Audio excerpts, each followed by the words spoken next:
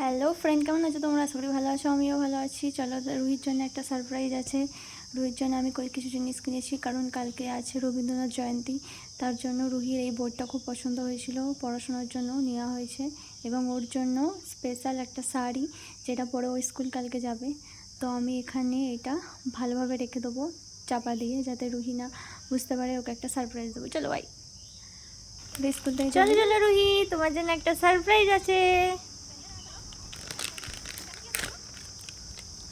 এই দেখো, টানটানা।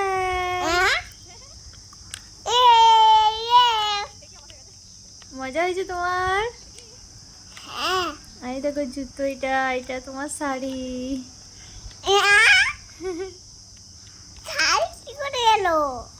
কালকে তোমার যে অনুষ্ঠান আছে, পরবে। পছন্দ হয়েছে জুতোটা? হ্যাঁ। চলো এবার রুহিকে রেডি করি।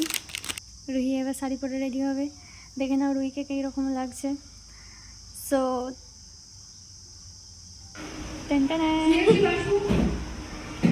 দারুণ লাগছে রুহিকে দেখতে। তো আমরা